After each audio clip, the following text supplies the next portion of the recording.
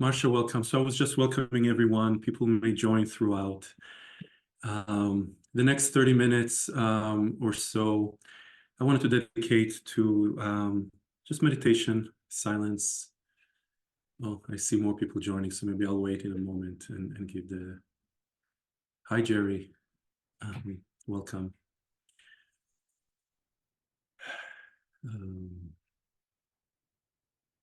I hope this day has made you well.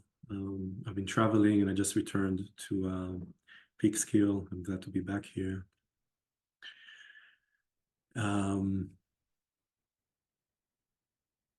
Oh, yeah, wonderful. Jerry and Linda, welcome. So we'll take a couple of more minutes before we'll start the silent meditation formally. I'm also aware that we're a few days before Purim, and there's just a lot of going on. So I thought it would be a good time to start to both practice, come to better learning. And I also wanted to have an opportunity to just share a lot of ideas and things that come my way because I constantly study and learn.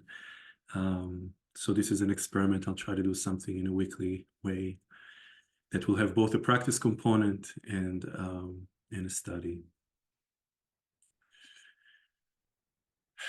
So let's just take a deep breath.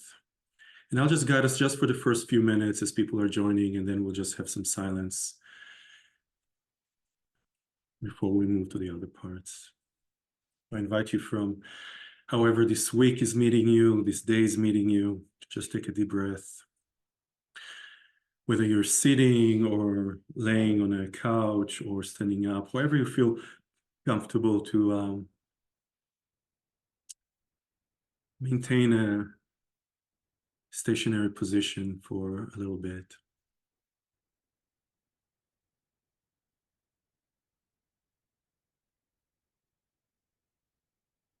Hi, Michael, welcome. So we're just starting the meditation and I'll just guide us a little bit through it.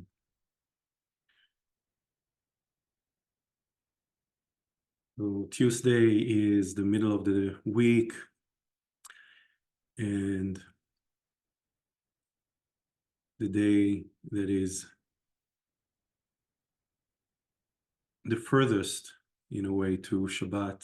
So this is one of the reasons I wanted to meet on Tuesdays to recharge. Bring in some of that Shabbat presence.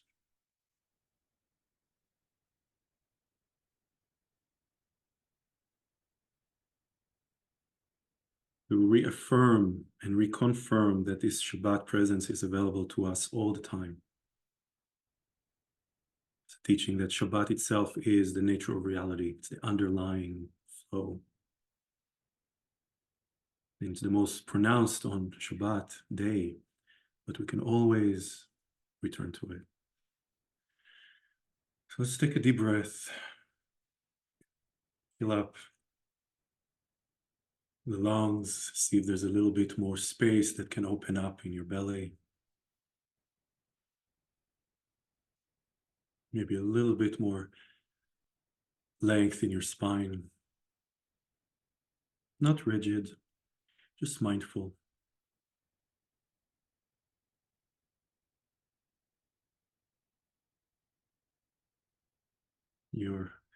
The gaze can be soft, looking down, your eyes closed.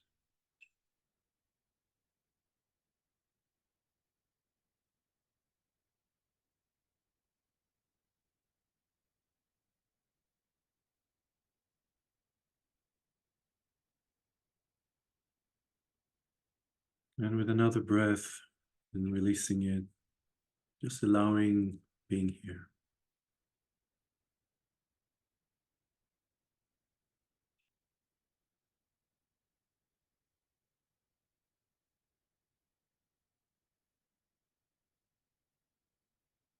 Practice is very simple, that whenever awareness is drawn in curiosity toward any of the senses, thought or feeling or smelling or tasting.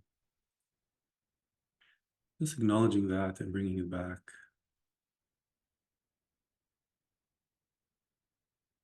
The breath.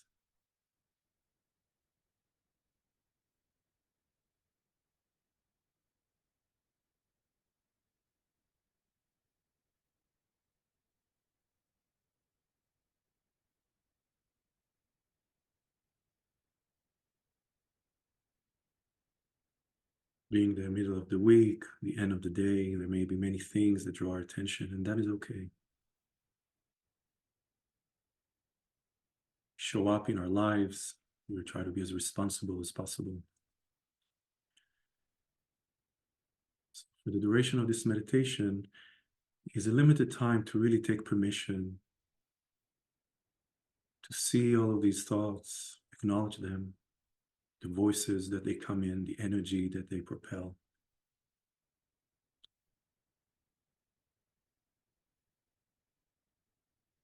And simply ask them to sit with us.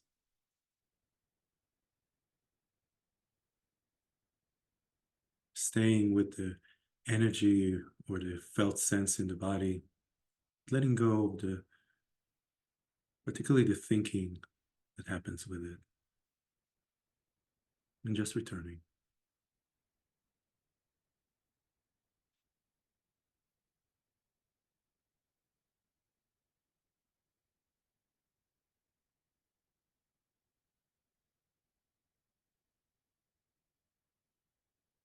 In a way, the rest of our evening together is based on this simple practice.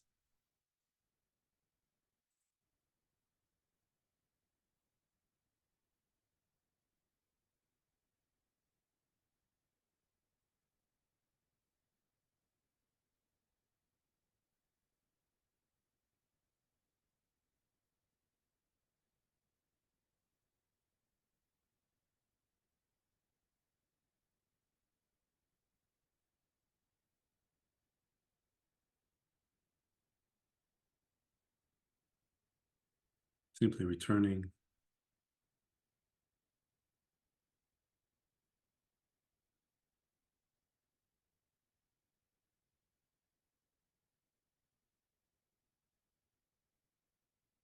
Trusting that whatever comes up, we got this. We can be with it.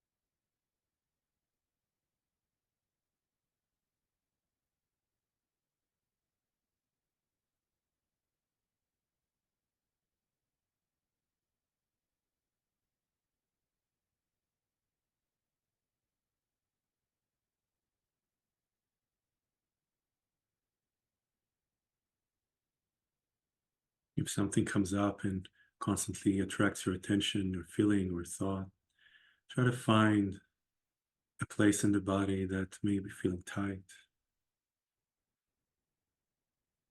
may be related to it, and be with that feeling.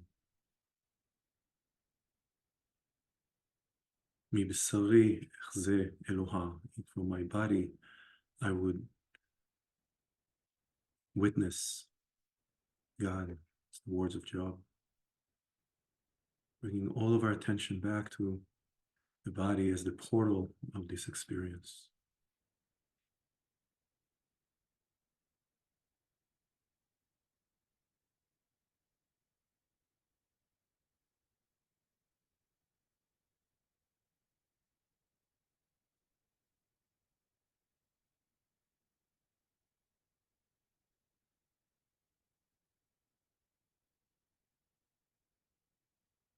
Body is the portal of experience, meaning that we don't attach to the body either.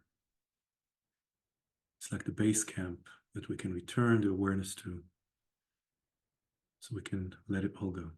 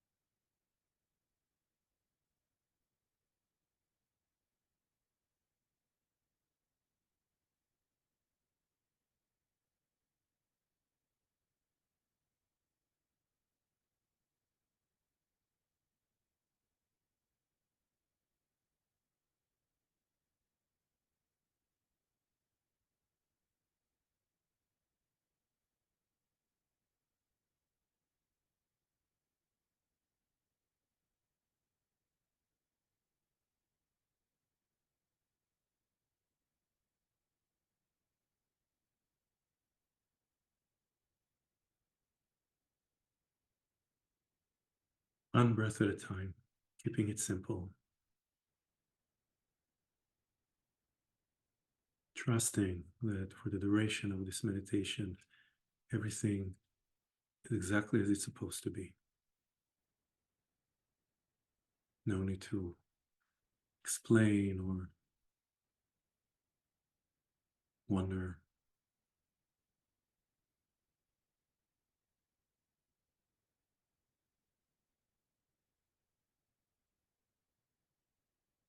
Letting the rabbit holes stay empty.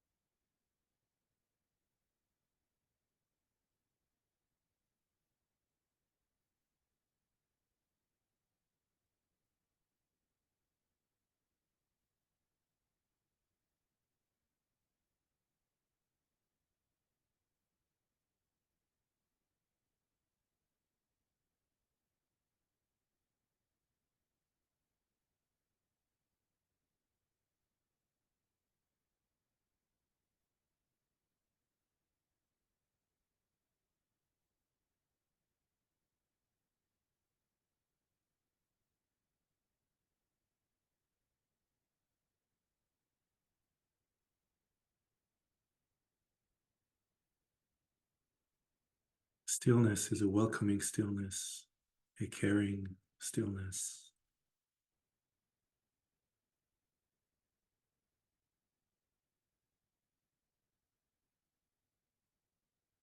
Soft, loving, curious.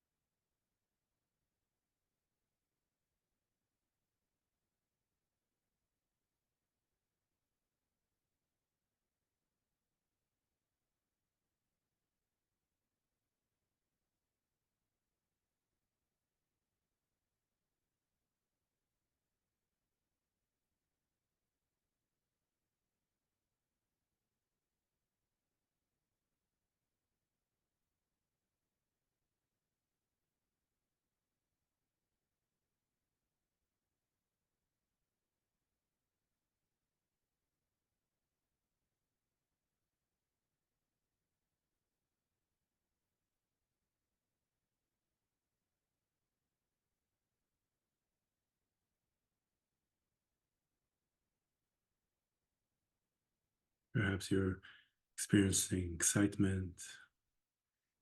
There's a voice in you that explains the meditation, what you're doing, the components of the mind. Let that go too.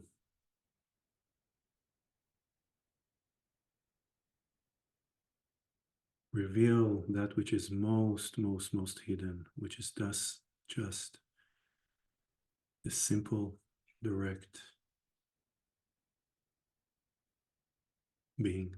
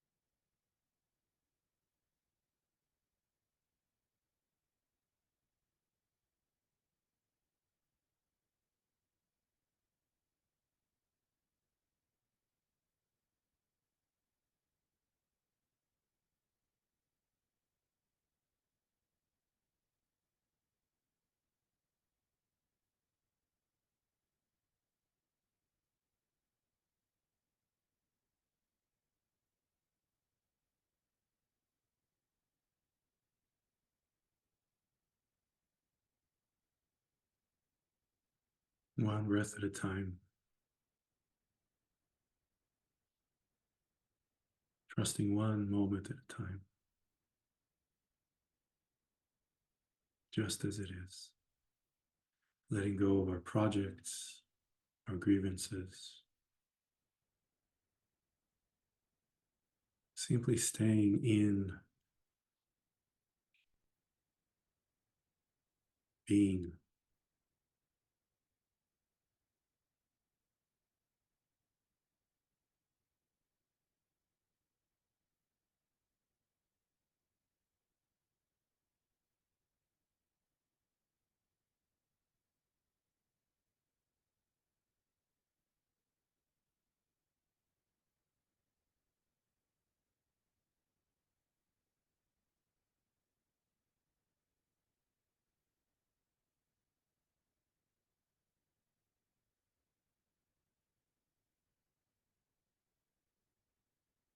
Noticing the mind's yearning to follow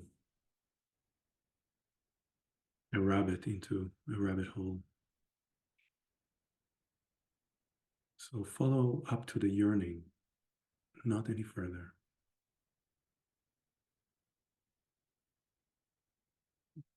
And return to the breath. We'll do this for a few more minutes in silence. Full permission, full trust to just be.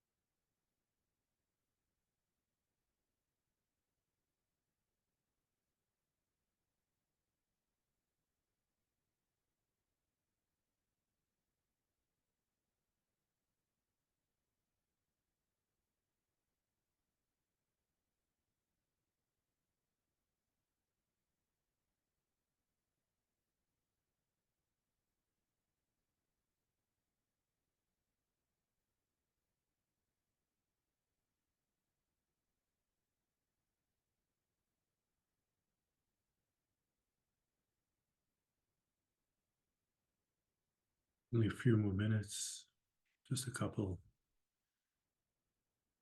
I invite you to relish this presence. Trust it.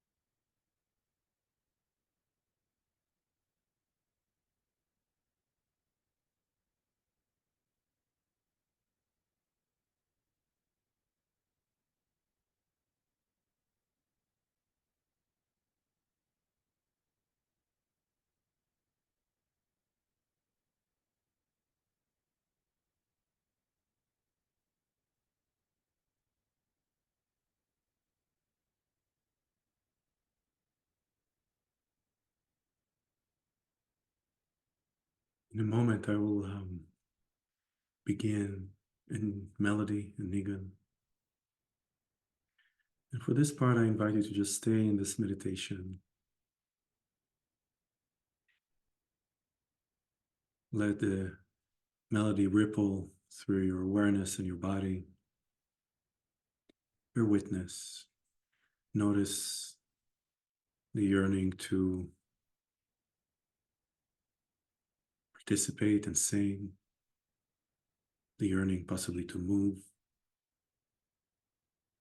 or maybe it brings up other responses. So just for this one, I invite you to stay just as present and still as you can, and we'll do another chanting together after that. But this is an invitation to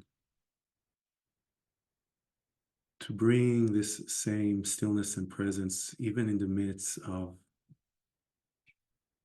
greater yearning, because these melodies, that's part of their technology, that they elicit these yearnings.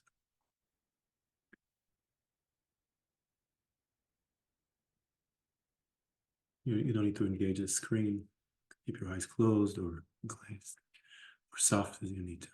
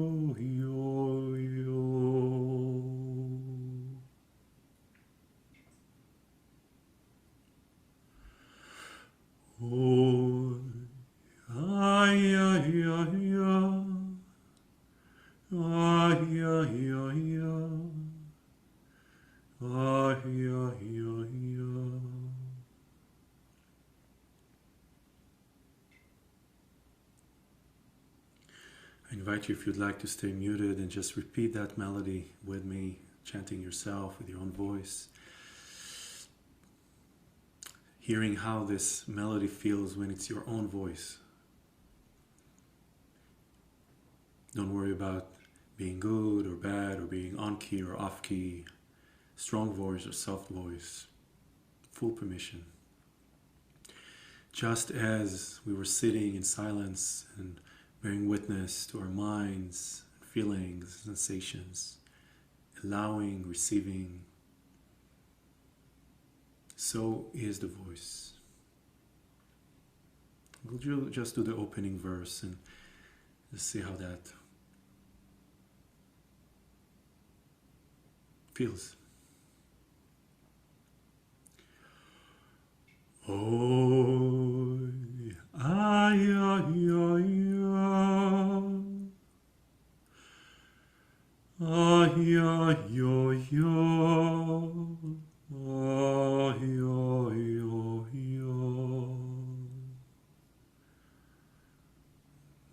just that. Let's do it again.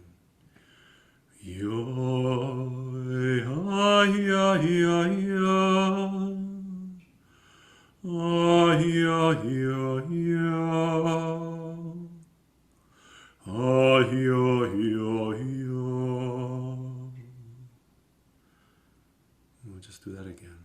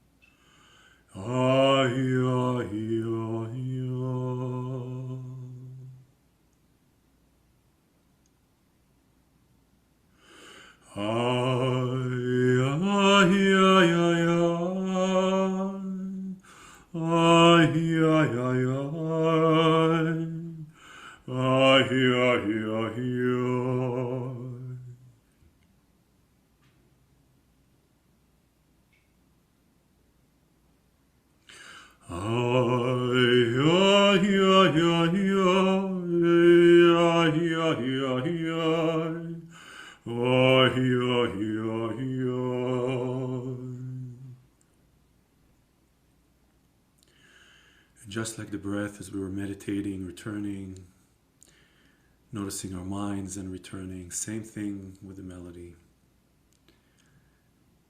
Returning to the voice, returning to the melody, keeping it simple, letting that melody become the anchor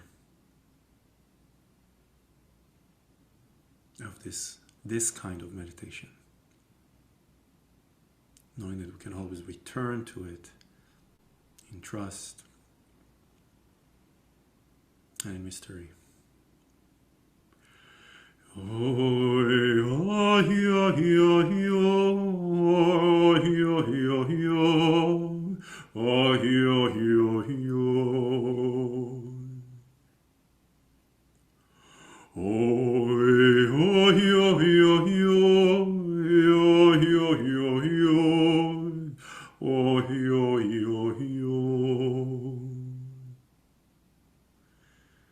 We'll just do the following part, just these two.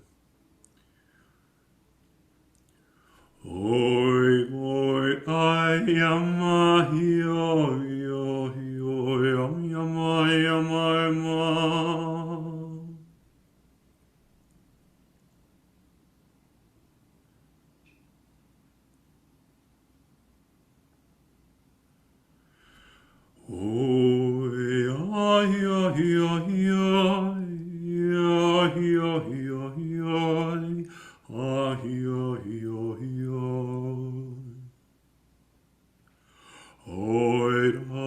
ay, ay, ay,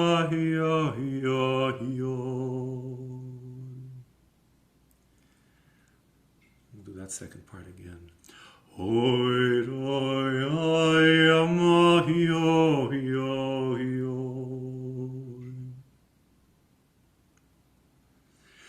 Oi, oi, I am a yo, yo, yo.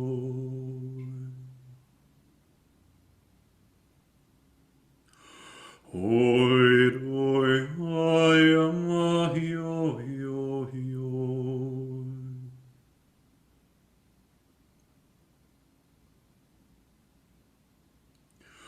Oi, oi, I am a yo, yo, yo.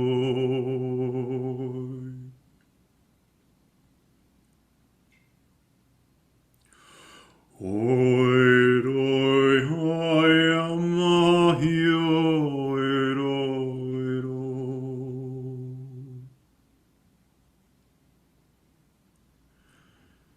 and then together. Oi, oi, oi, oi, oi. Oi, oi, oi, oi. Oi, oi, oi, oi. Oi, oi, I am a yo, yo, yo, am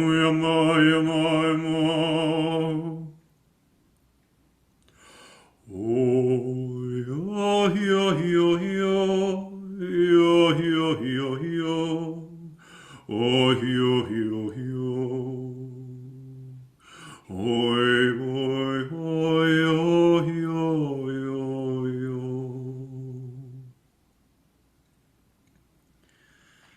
Notice if there's another feeling that's moving through you, whether this melody is releasing something or asking for something. So try to add that feeling into the melody as you do it, whether it's stronger determination or a softer voice.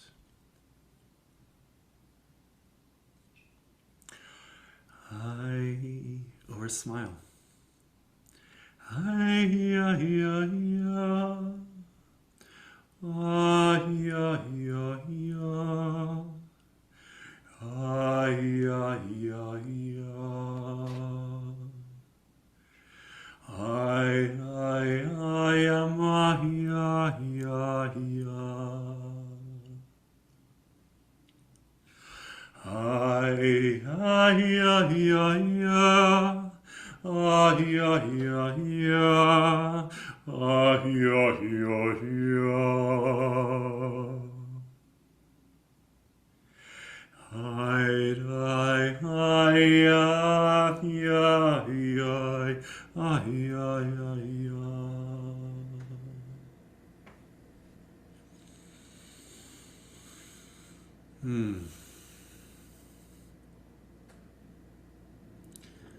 Take a breath, and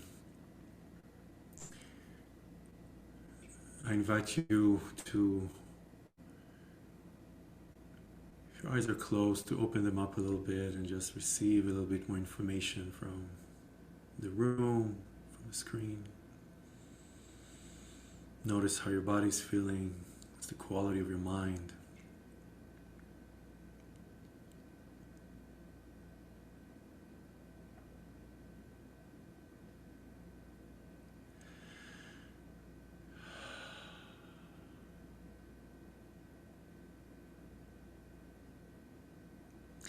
If any of you would like to unmute and do that melody together, we'll just do 3 rounds. And you can stay, just be a witness, you can stay muted. It's just an opportunity to just add a few more voices just to mine, if you'd like. No pressure. And aware of the technology limitations, it's going to be what it will be, look and sound like it will look and sound. So. Ya ya ya ya ya ya ya ya ya ay ya ya ya ay ay ay ya ya ya ya ay ay da da da ay ya ya ya ya ay ya ya ya ay, ay, ay, ay, ay, ay,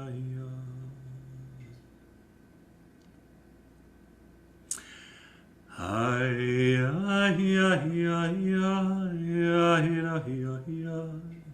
ay, ay, ay, Oy, oy, oy, ay, ay,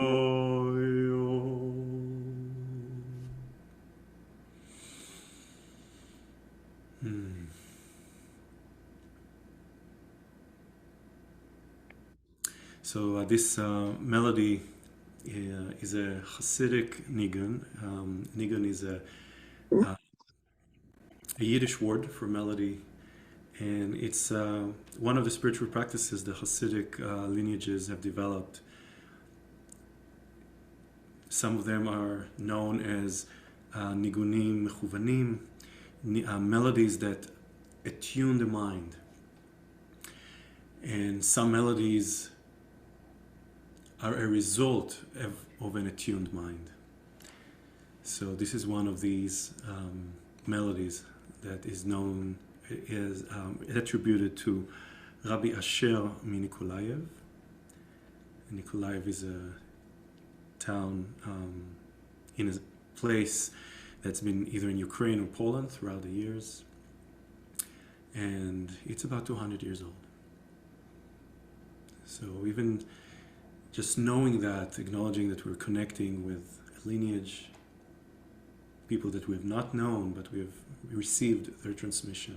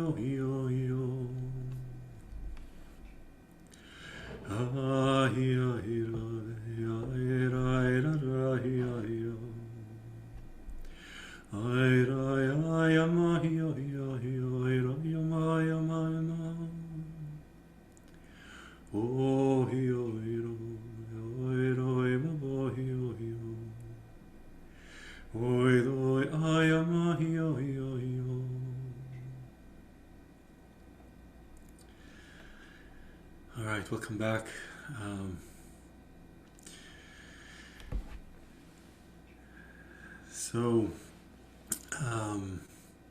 I realize I've been speaking in not speaking, and you've mostly been not speaking this time. So just before I continue, I'd just love to say thank you for joining. Learning, so those of you who know me, I come from a lot of meditation background, Buddhist background. For me, practice is where the rubber hits the road.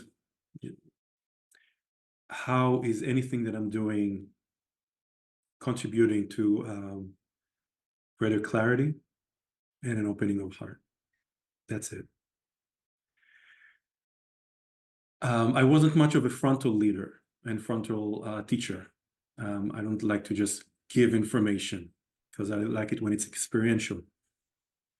That's how I learn. But this is also, again, it goes back to how is this benefiting the sense of relief, that sense of collapsing of time, that sense of being in awe of something that is mysterious.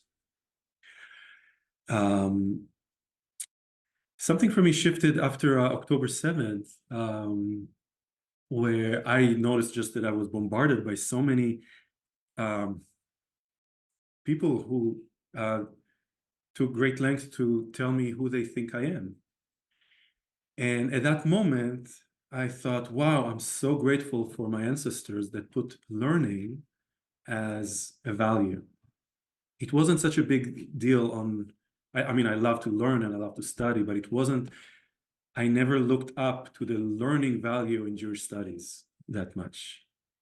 I thought it was very intellectual. And in a way, we'll talk about this in the Talmud piece that I chose to start with, because I was more interested in a direct experience, the non-dual experience. And we'll talk about more about what I mean when I say these words. Because I came to greater appreciation of learning the ways of my ancestors, the texts of my ancestors. It was important to me to both learn, but also remind myself who I am and who my people are. Not to exclude myself from others and not to use that as a wedge, but for my own sense of sanity. So this is one of the reasons I wanted to do some kind of a mix with a practice and a learning. And I may shift around some of the balances in the next ones, but I also wanted to just come in opportunity to come in a regular way. So I hope this will continue weekly. There's no need to come to all of them. It's nice if you do, but I'll have different topics. The next two will also be in this series in terms of non-dual readings in the Talmud. But I already think ahead around I found a wonderful conversation between Bernie Glassman, who was my Buddhist teacher, and Reb Zalman, in whose lineage that I am. And it's a video conversation. And I thought it would be wonderful for people to watch because they talk about Buddhism and Judaism and ancestors. Very interesting. And I thought just to have a conversation around that. There'll be another one about Jewish monasticism and monastic practice in Judaism. And I'm building that as it goes along. So yeah, so that's just a little bit of me wanting to also be in conversation with you. So thanks for coming. All right. So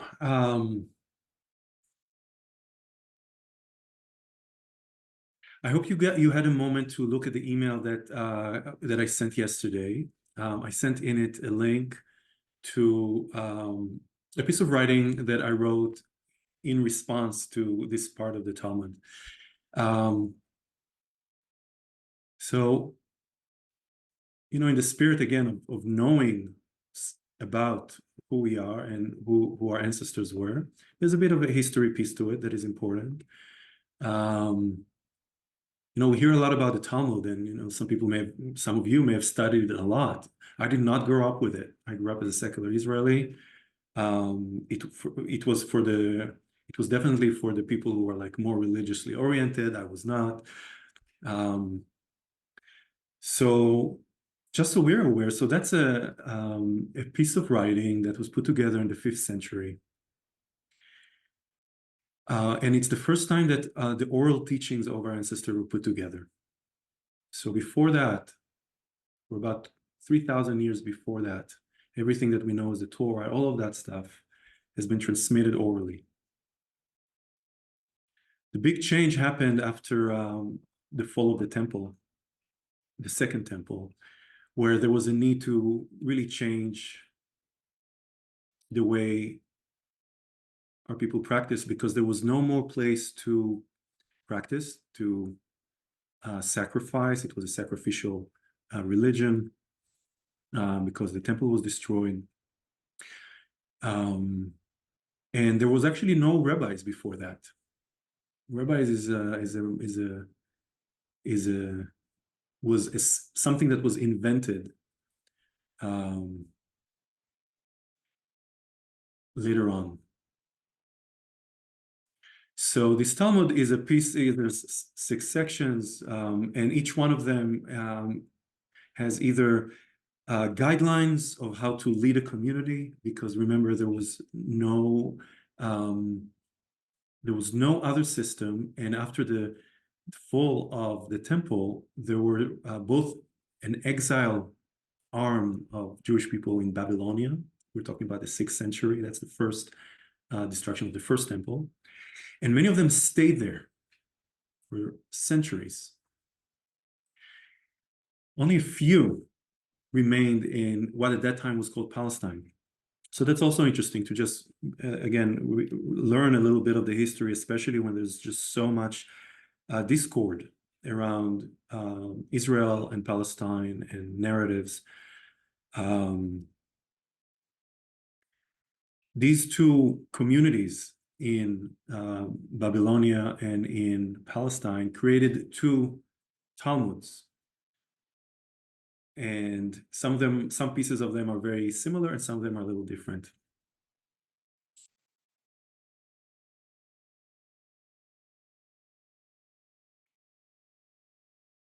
These tractates in the Talmud has been looked over and studied and explained for 1,500 years since.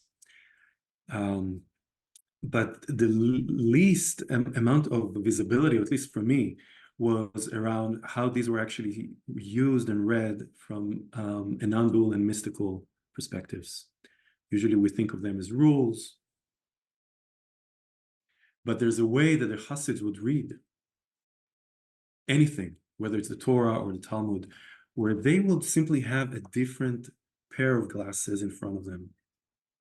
And this is something that I would invite us to loosen up as we're getting into this learning and the following weeks. The interpreting rabbis actually used a tremendous amount of flexibility in how they used Hebrew. There's a sense as if maybe it's because many of us read it in English. We get a certain translation, but they were very playful, and they'll be using words and riffing off one another and using puns and switching letters just to see what happens. And they had this whole system of gematria where they will break down the numerical value of each letter, come to a number, and then find other words that connect with that same number. So they've been extremely creative. And this is one of the things that I would do in the way I would read this part of the Talmud with you.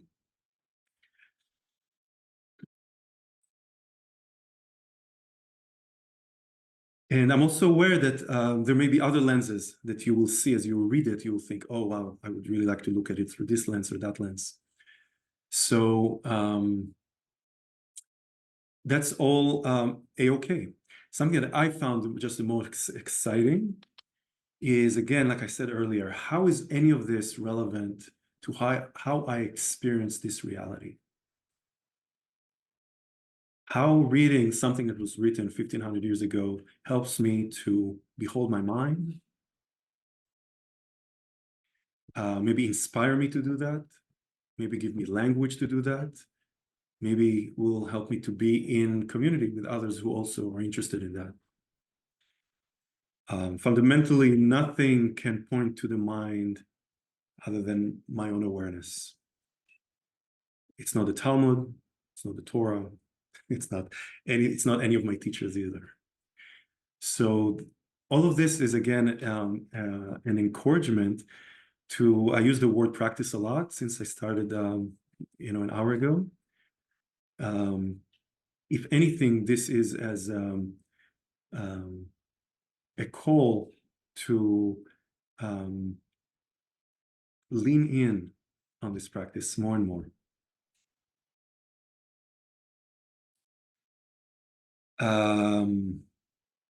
What do I say when I use the words non-dual? Actually, I'm curious if anybody is this language that is familiar to some of you? I'm curious whether things that you've read maybe in other traditions. Just if anybody wants to unmute and just say a little bit, just also to hear other voices, but also I'm just curious, what's your level of just familiarity, comfort, anything? So if anybody wants to just raise their hand or just say a word about that.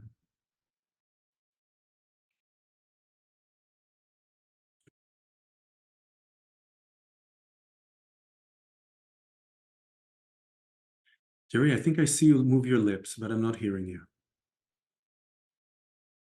Okay. Okay, no pressure. Bernie, my last Buddhist teacher used to say that Jews needs to learn to talk less and Buddhists needs to learn to talk more, because it was almost dirty to talk about the Dharma, talk about enlightenment, talk about non-duality, because, right, the Zen teacher will say, if you say it, you already miss it, right? And that is true. And at the same time, another Zen teacher would say, you got to say something. We're living in a world, we're communicating, we want to learn. So you got to say something, you got to act.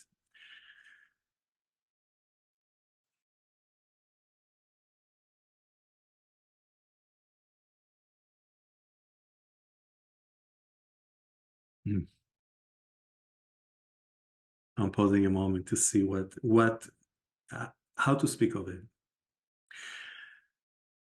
It's much easier to simply speak of what it is not. We just sat for 30 minutes and then we sang a little bit, chanted. And that moment where, Marsha spoke about collapsing time, right? That place where the sense of self is not as sticky, has everything to do with what is referred to as non-duality. Non-duality is that expression that was mostly used in since the 50s and on, much thanks to teachers like Jiddu Krishnamurti, that I sent a quote by him. He's an Indian born universalist non-dualist teacher. And, I'll speak of him. He was highly aware of his mind, and he would talk about his relationship with his thinking. So when we talk about non-duality, we talk about acknowledging two things, acknowledging that there's a sense of self and there's an awareness that perceives it. Somehow, the more awareness is employed with practice, and this is why I refer back to practice, the more awareness is employed, the less the self asserts itself, the sense of me, the sense of separation. And what's revealed is that sense of mystery. In a way, non-duality is just an experience. It's the experience of this consciousness that is not tethered to a this or that. If I'm Rami, I'm not Michael. If I'm Linda, I'm not Jerry. Right? So we have these dualities. If I'm Israeli, I cannot be Palestinian.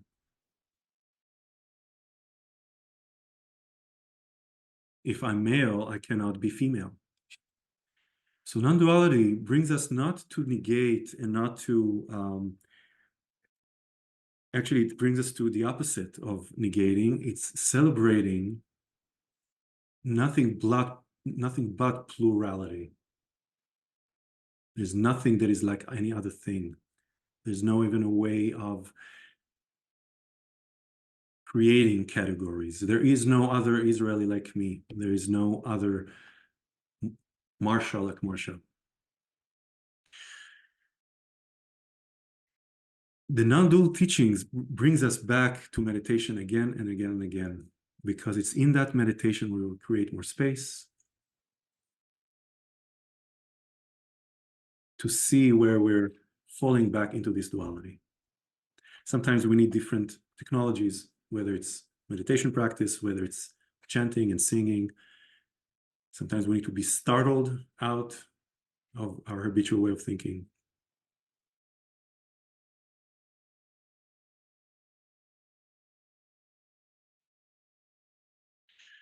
So I got very excited when I started to when I studied throughout my rabbinic studies the Talmud, and I would be reading these stories, and there'll be many different ways of reading them. Some friends of mine will read it from a feminist point of view, and some people will read it from, you know, a power or all kinds of lenses. And I read them and I thought, wait a second, this is like explaining my mind. This is true about all of the rest, but it's also a model for me to relate to my mind. So maybe here I'll just pause. And before I move into the tractate, again, just a moment for questions or just anything from what I've said up to now.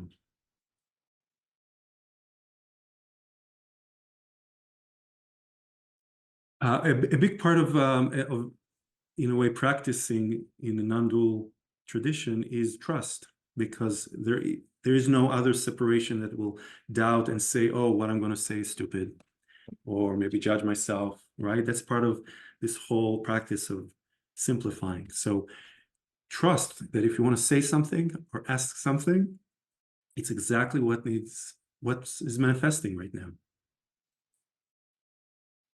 That's the faith aspect. So what I'll do is I will share my screen so you can all see what I see. So let's do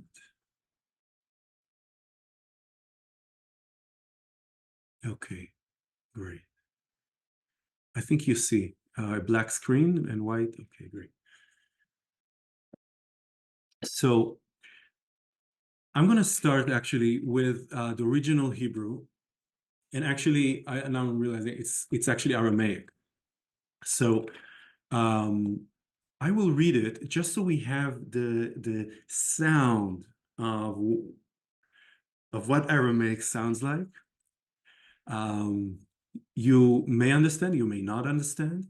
So at this point, kind of take it the way that we did the chanting before. Just let it just roll, the sounds roll over you.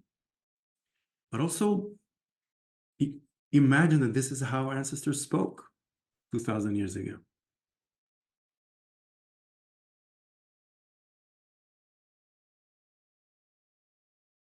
So this is from the tractate that is called Ketubot, like the Ketubah. When you when a Jewish couple gets married, they sign something. So this is called Ketubot. It's a tractate around, you know, different legalities.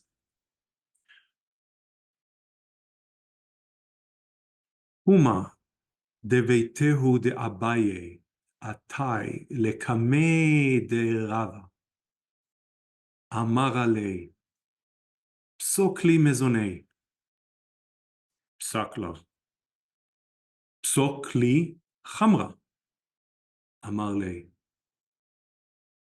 ידענה בי בנחמני דלא הווה שתי חמרה. אמרה לי, חיי דמר דהווה משקה לי בשופרזי, כי היי. בהדי דקה מחוויה לי, יגלי דרעה. נפל נהורה בבית דינה. קם רבה, על לביתיה טבעה לבת רב חסדה. אמרה לי בת רב חסדה, מן הווי העידנה בבית דינה? אמר לה, חומה דביתהו דאביי. נפקה הבטרה, מחתה לה בקולפי דשידה, עד דאבקה לה מכולי מחוזה. אמרה לה, קטלת לך תלתה, ועתת למקטל אחרינה.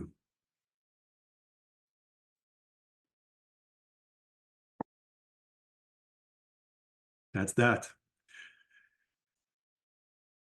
So here's a translation that I picked, and I think I edited slightly from Sefaria. I'm wondering if anybody would like to read the English translation of this. Jerry. The Gemara relates, Abaya's wife, Khuma, is that Khuma? Khuma, yeah, with a ch. Khuma came before Rav after Abaya died, as Rava was the local judge. She said to him, apportion sustenance for me, as I am entitled to be sustained by Abaya's heirs. Rava apportioned substance for her. She subsequently came to him, apportion wine for me as well. Rava said to her, I know that Nachamani, i.e. Abaya, did not drink wine, since you were not accustomed to drinking wine during your husband's lifetime, you're not entitled to it after his death. She said to him, by the master's life, this is not correct. In fact, he would give me wine to drink in cups, as large as this. She gestured with her hands to show how large the cups were. While she was showing him the size of the cups, her arms became uncovered. And she was so beautiful that it was as though the light had shined in the courtroom. Rav arose, went home, and requested intercourse with his wife, the daughter of Rav Hasida. The daughter of Rav Hasida said to him, who was just now in the courtroom? Noticing his unusual behavior, she suspected that there may have been a woman in the court. He said to her, Khuma, Abaya's wife, was there. Upon hearing this, Rava's wife went to Khuma and struck her with the lock of the chest until she drove her out of the entire city of Mechoza, saying to her, you have already killed 3 men, as Abaya was your 3rd husband, and now you come to kill another one, my husband Rava? Since you showed him your beauty, he will want to marry you. Thank you, Jerry. Lots of drama, huh? So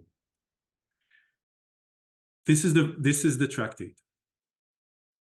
So this is something that I wrote in response. I was meditating with this for a while. Abaya's wife, Khuma, the cups, the courtroom, the judge, her arm,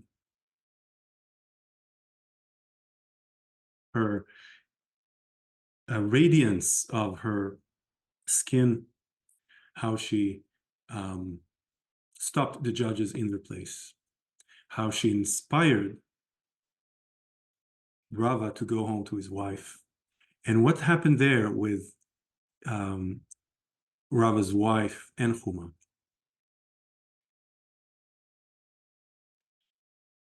There's so many words here that attracted my attention. Some of them I added in brackets in this so you can see. So when she drinks the cups, shofrazei, the daughter of Rav Chisda. Chisda is one word that came up with a lot of curiosity for me. and then Khuma herself. So as I was sitting with all of this, what's going on? Why was I so, why was this informing me and my relationship with my mind? So I wrote this response as a capping verse, and I'll read the Hebrew and I'll read the English too. כי היי, במחבת זרועה, צוהר נעשה. שבעת ההיכלות הוארו, בעלי הדין נדמו. הכלי השבור בא על תיקונו. ניצוץ הדיין התרומם. האם כשל כשזרע את בת חסד ולא כיוון לבת חוכמה? ששאלה מען הוויה עידנה בבית דינה? כשל כשלא נכח עומק שופרזו שלו? כשל כשנקב בשם לבוש האלמנה? בת חסד ובת חוכמה נפגעו בסוד. מכת אוהבים, מכת אבל, וזו השוכנת לה עם 3 אבות, חושפת לך הרביעית, שתי, כי היי. This is the translation. Ki hai is the word that Khuma used when she gestured. She was saying like so, just so. Ki hai, just so. With a gesture of her hand, she opened a portal. The 7 hallways were illuminated, penetrated. The court discoursers fell silent. The broken vessel was restored. The spark of the discourser was raised. As it faltered when it aimed to unify with the daughter of compassion, but Chisda translates to daughter of compassion, instead of the daughter of wisdom, Khuma, when the first asked, who was it just now in the hall of judgment? Or was it when he did not fathom the depth of his own vessel, his own cup? Or when he named the clothing of the widow? And he answered, Khuma. The daughter of compassion and the daughter of wisdom collided in secret, a clash of lovers, clash of grief, and she who dwells with the 3 forefathers yearns for you, the 4th. Drink up, ki hai, like so.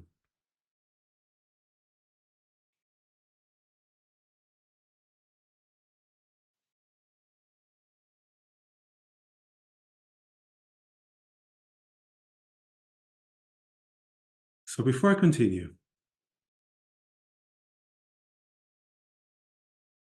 I'm curious just for your own responses. You don't have to follow my own. I'm just curious, what did this bring up to you, whether it's confusion or you relate to it or you find excited or maybe you find it disgusting. I'm just curious, what is arising for you as you heard me reading this?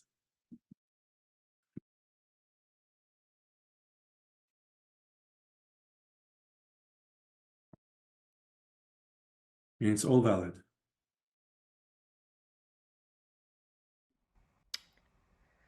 Joe, yeah. Hi. There's just so much. I just find it like really like there's just so much there. So it's a big meal. It's like I'm having trouble kind of I'm looking forward to opening it more. Mm-hmm. It just seems so much here. Yeah, so much here. The richness. Yeah. Anyone else? Confusion too. Confusion. Mm-hmm. And can you say more about the confusion? Was it the language? Was it the scene itself? Words? Mm-hmm. This is the reason that I added these transliteration is because, again, these are the words, some of these words that are so highly cryptic, and there's so many different ways to read this. So, you know, the Shida is literally means a chest or a cabinet, right? Something you put next to your bed. it also mean it also means, out of context, it could also mean a female demon. Yeah. It's also the root comes also from one of the names of God, which is Shaddai. Shad itself is the word in Hebrew for breast,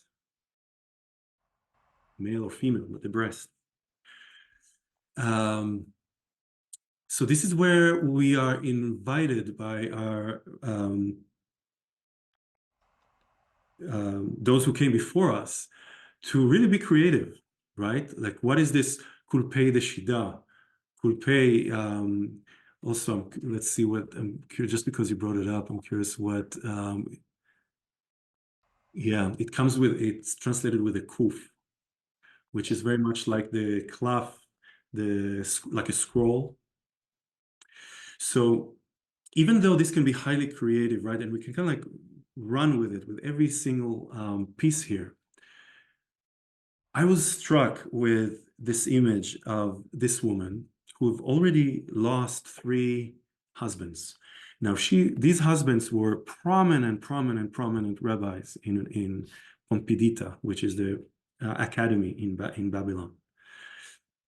And actually, there's a whole tractate around it because of Khuma, whether like in terms of the legality of marrying a woman whose husband has died, one after the other, right? So I'm less interested in the legality of, right, in terms of like, should you or should you not?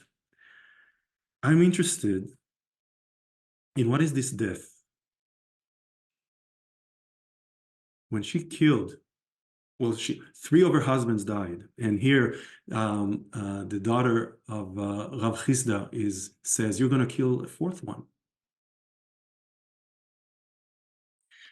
So language, in the language of the realm of non-duality is when we talk a lot about birth and death. And every time I see something is born or something dies, it's a pointer to that sense of self, that sense of separating myself from this moment, whether through self-judgment, through self-doubt, when I'm separating from the flow of this experience.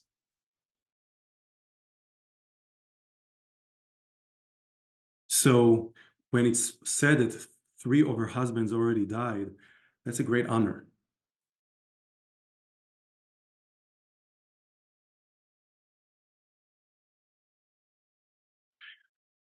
When I read that she was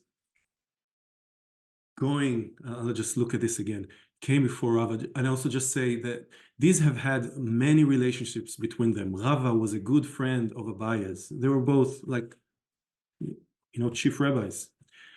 They know each other. He knew Khuma. And yet he was stingy. He was grilling her. He was judging, right? He knew better. How much this scene that was taking place in a court reminds me of my own mind. When I judge, I think I know better. I disregard a widow and her needs. That whole of court, that court became tight, very masculine here as well. And there she was, this Khuma, she comes in and she says, give me what I'm entitled to.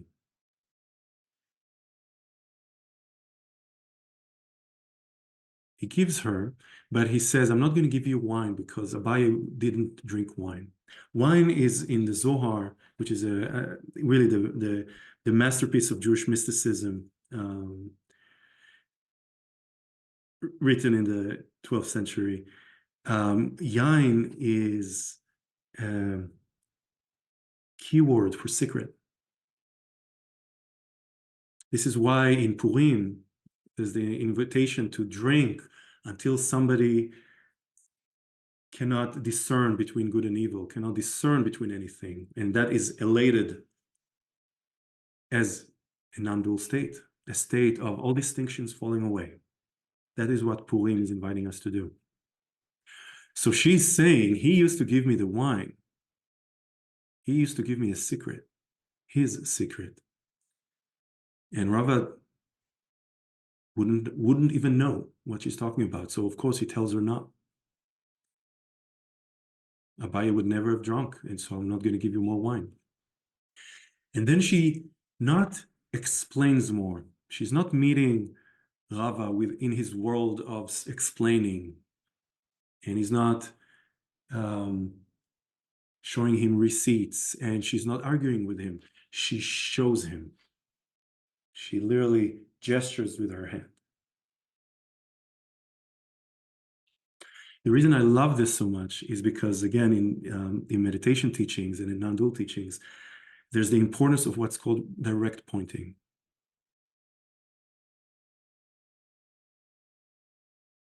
We all can speak and read books and be, about love. But we know what it feels like when we feel it. We can't explain it. There's so many attempts to explain things. Our awareness sees things just as they are. So Khuma shows him, she reveals to him that direct contact, direct pointing. And it happens that by doing that, her sleeves opens and the beauty of her arm radiates and shuts up the judges. Marsha maybe would call it collapsing time. Something happened, whether it was a moment of meditation or a note of a song, maybe a call of a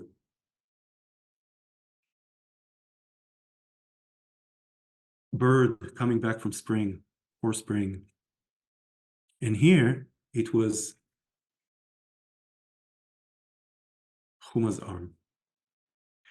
It stopped them to such degree that they had to stop all of the proceedings for the rest of the day. They couldn't judge anymore. Their mind stopped.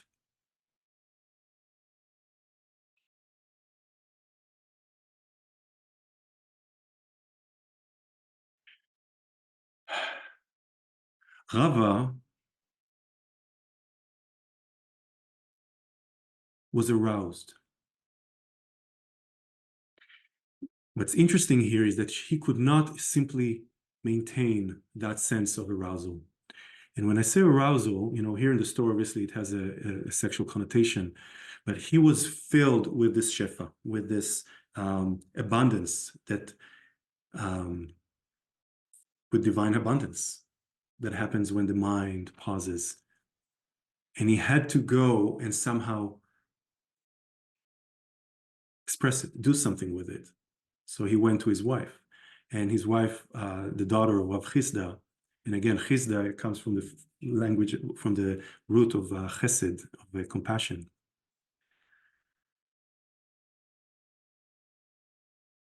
And she knew that something was up. And then she ran after him, after Khuma. And it seems like there was a violent exchange there. Like she hit her. When I read that, I thought, we have here Khuma, which is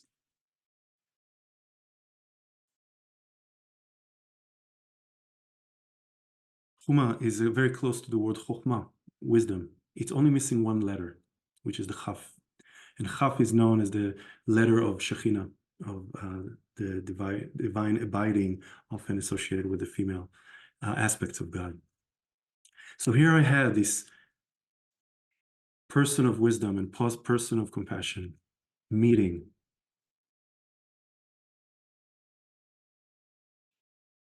Driving her so far away, so far, far beyond. In Buddhism, there's a gatha, a mantra that says, Gatte, gatte, paragatte, parsam gatte, bodhisva. Go beyond, beyond, beyond, beyond, beyond.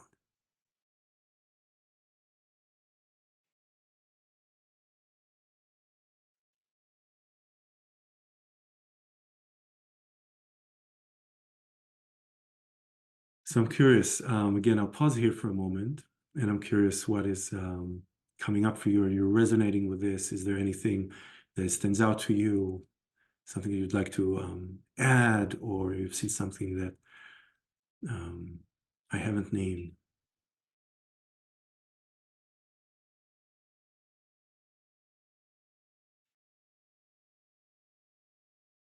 Mhm.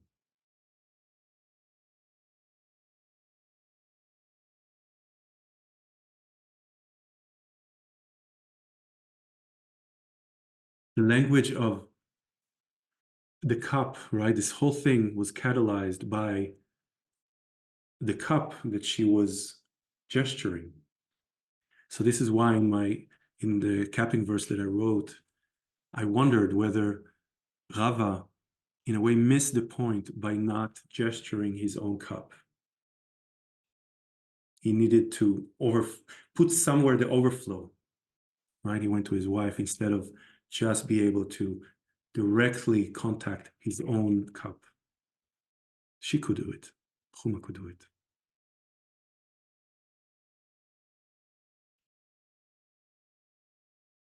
So again, bringing this to the meditation experience and to Susan's question around paradox, right? In a way, there's all kinds of paradoxes here. There's the paradox of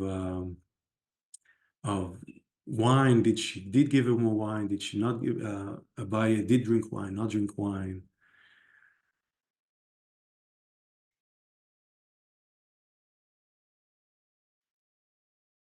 A paradox exists in my mind when I am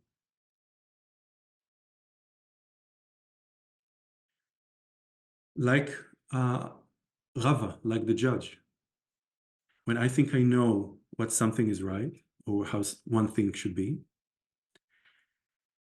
and either I'm meeting another Rava, another judge, whether within myself or in somebody else, and they're saying something else. Maybe this is what happened with Khuma.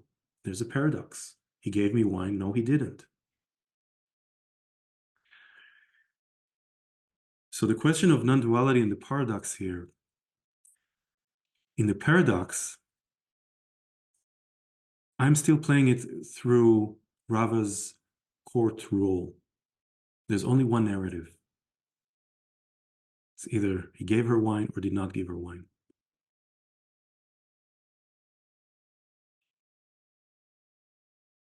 What Khuma did, however she did that, whether it was by the gesturing or by the opening of her sleeve, she opened a space that allowed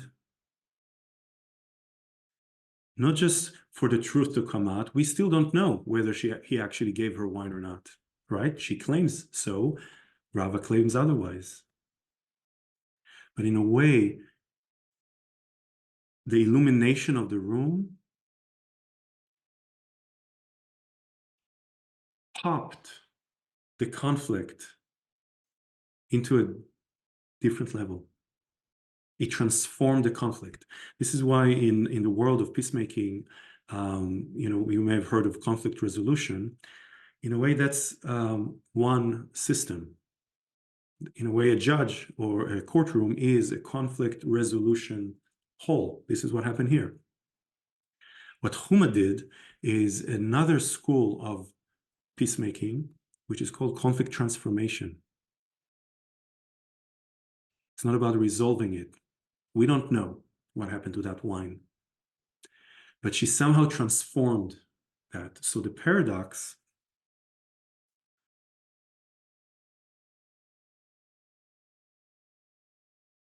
is not the same anymore because there's simply the situation has transformed. Either by adding more space, and this is why when we meditate, we take a breath and we turn our mind again to the breath. Every time our mind goes, our mind is like the judge. He says, he knows, or she knows, and it maybe wants more information. And every time I take a breath and I return here, I'm like Khuma, dropping the mic. It's not that none of this is relevant anymore, right? The wine, the individuals, it's all important.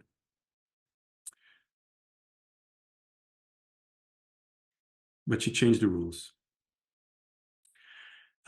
Yeah, I'm actually struck by the connection you made with the story of the four rabbis who went into, you called it paradise, which is true. The word paradise comes from the Hebrew word pardes, which is the four levels of reality. And we can go do a whole class on that.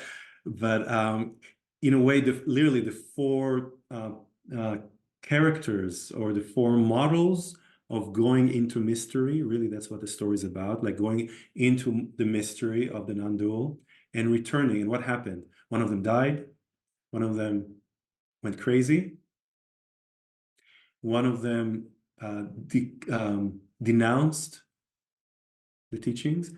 And Rabbi Akiva is the one who's known as the one who returned sane and basically led the people through what was ended up being a really bloody and a bad political move that ended killing a lot of Hebrews. But he is heralded as the one who got through it. And in a way, all four of these characters appear in this story too, right? So let me just say that again, when I wrote, the verse and all of that, for me, that was a result after sitting with this for a long time. I was meditating, and so like you said, like all of a sudden this wasn't resolved and this wasn't resolved. So I invite you to at some point, to take this up. This is what, in Zen, it's can be referred to as koan practice, where you take on a story. So for example, when I was doing koan study in the monastery where I trained, I had to, let's say, memorize now all of this tractate by heart, like just know it and be able to like recite it. So I'll become very, very intimately connected with all these words. And just like you, all of a sudden, this thing about the three husbands will start moving through me, right? So this is how it's interesting to take these stories and install them. It's kind of like software. You install them. And I don't know what insight you will have of this, Jewel. In a way, the verse that I wrote is like mine. So I'll be curious, and the little that I know of you and the little that you've honored me in sharing with you, I'm wondering, what this is bringing up for you. And I don't mean to put you on the spot, but I'm just saying that this is beyond. This is where actually this is an important piece, that when we talk about the non-dual and we talk about the language of meditation and mind and awareness, and oh wow, she just opened her sleeve open and everybody got enlightened. It's like it all sounds really great. But the other side of non-dual practice is to bear witness to our mind as it is struggling to find this clarity. Mm-hmm. And this is what we do when we meditate. And every time we take a breath, we practice Khuma just a little bit.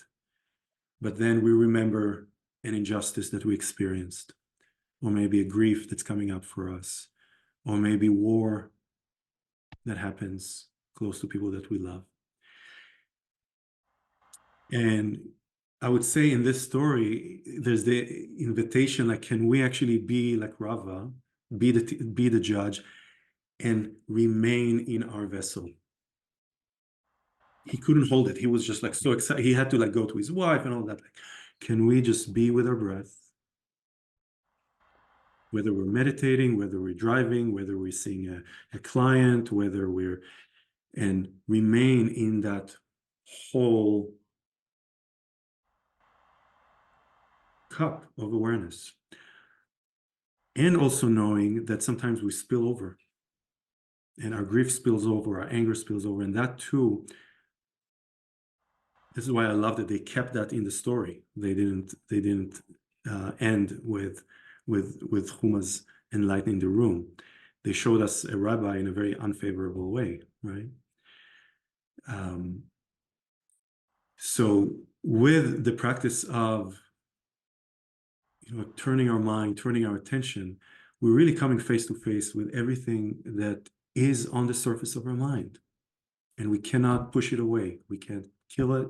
We can't This is why when I was writing a little bit about this to you yesterday, I wrote about bypassing, that there is a way of thinking that if I just meditate hard enough, I will forget about my troubles.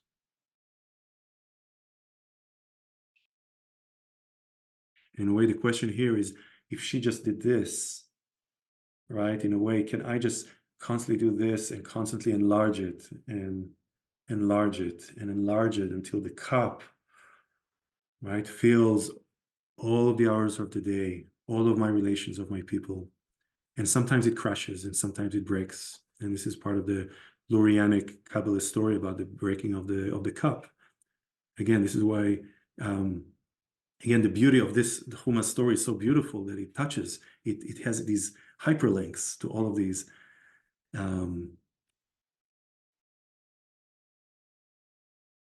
other language that we can use. And what when I spoke about the breaking of the cup, I meant there's a Kabbalistic model of the divine abundance is just so much for us. It was so much for Rava that it had to explode. And in a way, our work as mystics is to rebuild the cup. And that cup, I would say in this case, is really the cup of awareness. Every moment and every breath. So I'm aware of our time, and this has been so rich and wonderful. So as you can see, this Distracted is deep. It brought me to this place. I'm going to share, if you want to come next week, I'll have another one. But again, this is our ways for us both to clarify the work in terms of what are we doing when we bear witness, beholding our mind, and what comes up for us. You know, like Rebecca said, like Jules said, these are the pieces that then we stay with and wonder, why is this caught my attention? What is there that I can learn about myself as I'm developing my awareness? So these are the two works that as practitioners of the mind, of non-duality, we're entrusted with, to constantly clarify our awareness and be more and more intimately connected to the stuff of who we are. Not dismissing anything, not indulging in anything, just as it is. All right. Thank you all. I'm just seeing the time, so I'd love to close. And if you would like to come up for next week, wonderful, or the following, there's no need to come to all of them, but it will be wonderful to create continuity if you'd like. And if something comes up for you after this, you want to email me privately, that's fine too. I'll be open to that. So thank you. I'll just close us with a little Niggun, and thank you to those who spoke and those who bore witness, and I hope this has been useful. So I'll just say, great mystery, thank you so much for bringing us together here in prayer, in learning, in curiosity. May the merit of this time benefit all beings, bring us closer to clarity, bring peace to this world. Amen, amen.